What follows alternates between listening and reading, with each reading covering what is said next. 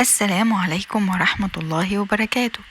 النهاردة يوم الجمال والسعادة، عشان هنعمل ألذ وصفة لحمة ضاني بطعم الحنيذ والمشويات، ورز بسمتي نسري مفلفل بطعم المطاعم، وكل الجمال ده هنعمله في حلة واحدة بس. الوصفة دي احتاجت وقت ساعتين تسوية وتحضير من الألف للياء. لو عندكم أي استفسار اكتبوه تحت الفيديو وهرد عليكم فورا إن شاء الله. وما تنسوش اللايك والاشتراك في القناة، وابعتوا الوصفة لحبايبكم يتهنوا بيها إن شاء الله. تعالوا نشوف المقادير والطريقة مع بعض. أول حاجة مقادير تتبيلة اللحمة. لكل كيلو لحم ضاني على العظم بالدهن مش متشفي، نص معلقة صغيرة ملح، ربع معلقة صغيرة فلفل أسود مطحون، تمن معلقة صغيرة زعفران بودرة، يعني على طرف المعلقة كده، معلقتين كبار مية أو عصير بصل. طبعا أفضل وأنعم جزء في الضاني بأقل كمية عظم هو الكتف. طريقة التتبيل: هنغسل اللحمة ونجففها بمناديل المطبخ، نعمل فيها تشريحات بالسكينة خاصة لو في دهن. هندوب المكونات كلها في المية أو عصير البصل، وندهن اللحمة كويس وندعكها. الأفضل طبعا نسيبها تتشرب من التتبيلة على الأقل ساعة، بس لو طبخناها على طول مفيش مشكلة، هتطلع لذيذة برضو. مقادير تسوية اللحمة: لكل كيلو لحم ضاني على العظم بالدهن مش متشفي، عود قرفة سيجار أو ما يعادله قرفة خشب، حبة لومي اللي هو ليمون مجفف، 2 حبهان، الأفضل واحدة خضرة وواحدة مجففة، لأن المجفف بيكون نكهته أقوى، بس لو غير متاح يبقى 2 أخضر، 2 مسمار قرنفل، 2 ورقة لورا كبيرة، بصلة متوسطة متقطعة أرباع، فص توم كبير، قرنين فلفل شطة أحمر أو أخضر أو خليط من الاتنين، نص لتر مية، معلقتين كبار زيت عباد الشمس.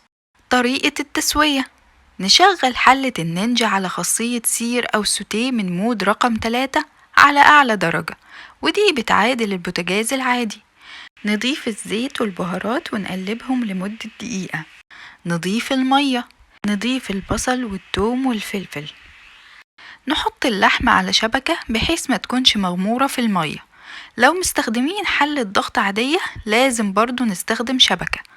نقفل الحلة ونظبطها على خاصية الضغط العالي لمدة ساعة مع كويك ريليز. لو حلة ضغط عادية يبقى هنحسب لها ساعة من بعد الصفارة، ولما تخلص الساعة نفرغ الهواء بسرعة، وتكون الحرارة متوسطة بعد الصفارة. شايفين الجمال؟ اللحمة دايبة من على العظم، ولو رفعناها حرفيا هتنهار وتقع.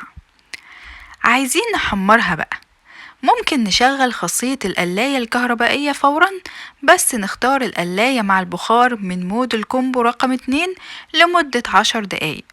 وممكن لو حابين نديها نكهة التدخين ندهنها بخليط من الفلفل الأحمر الرومي والثوم المشويين في الفرن مع الزيت، وده بنحضره بإن احنا نشوي الفلفل الرومي الأحمر أو البابريكا مع فصوص توم وزيت زيتون ورشة ملح لمدة نص ساعة على حرارة عالية في الفرن، وبعدين نضربهم في الخلاط لحد ما يتحولوا لمعجون ناعم، أو نشتريهم جاهزين زي ما أنا عملت ونضربهم في الخلاط، هتلاقوهم في المحلات في قسم المخللات.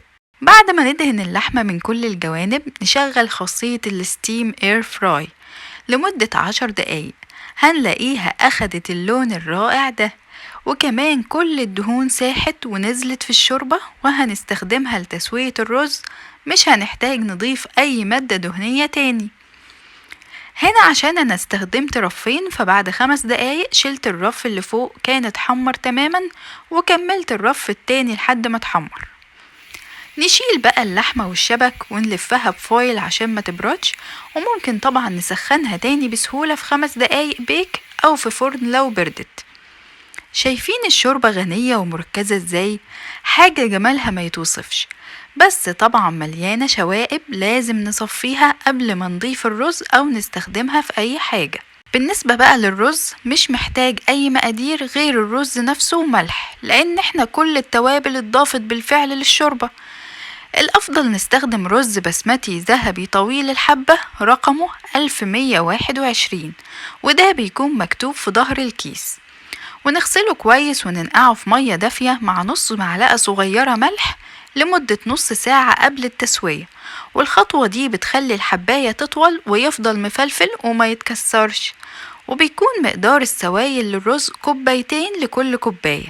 أما لو مستخدمين رز حباية بيضة بيكون السوائل للرز كوباية ونص لكل كوباية. نصفي الرز من مية النقع ونضيفه للشوربة، طبعا بعد ما ظبطنا المقادير. زي ما شايفين كده الرز يعتبر باين من المية، يعني المية مش مرتفعة قوي فوق الرز. ونظبط الملح بحيث يكون ملحه زيادة شوية عن الطعم اللي بنحبه. ونسيبه على خاصية سير أو سوتيه اللي بتعادل البوتاجاز العادي، والغطا مفتوح لحد ما يغلي والمية تبتدي تتبخر والرز يبان أكتر بالشكل ده. وقتها نغطيه ونظبط خاصية الضغط على العالي لمدة 3 دقايق مع ناتشرال ريليز. وتهنوا بألذ رز بسمتي مفلفل ورائع. الأكلة دي بتبقى حلوة قوي مع صوص الدقوس. تعالوا نشوف بيتعمل ازاي. تعالوا نشوف المقادير سوا. حبتين طماطم متوسطين، فصين توم كبار مهروسين ناعم جدا، نص كوب كزبرة خضرة مفروم ناعم، قرن شطة أخضر أو أحمر، ولو مش بتحبوا السبايسي يبقى فلفل أخضر غير حار، ربع كوب نعناع أخضر مفروم ناعم جدا، ملح وفلفل أسود على حسب الرغبة، معلقتين كبار زيت زيتون. الحقيقة ده مش في الوصفة الأساسية بس دايما بحب أضيفه عشان أزود القيمة الغذائية لفوائده العظيمة. ماء أو شوربة للتخفيف. ناخد بالنا إن الكزبرة والنعناع مقدارهم قبل الفرم. بعض الناس بتستخدم الخلاط أو الهاند بلندر، بس الحقيقة أنا ما بحبهاش كده لأن بتعمل رغوة وبتفقد قوامها المميز، فبستخدم أساليب يدوية أكتر. يعني الطماطم ببشرها، التوم بفرمه ناعم جدا، الكزبرة والنعناع والفلفل بقطعهم ناعم بالسكينة وبعدين أضيفهم على التوم وأدقهم في الهون، وبعدين أخلط كل المكونات على بعض وأخففهم بالشوربة أو المية، وطبعا الشوربة ألذ خاصة لو شوربة ضاني. ونظبط الملح والفلفل حسب الرغبة، وبألف هنا على قلوبكم. ما تنسوش تعليقاتكم الجميلة تحت الفيديو. استنوني بوصفات أجمل كل يوم على القناة إن شاء الله. دمتم في صحة وسعادة.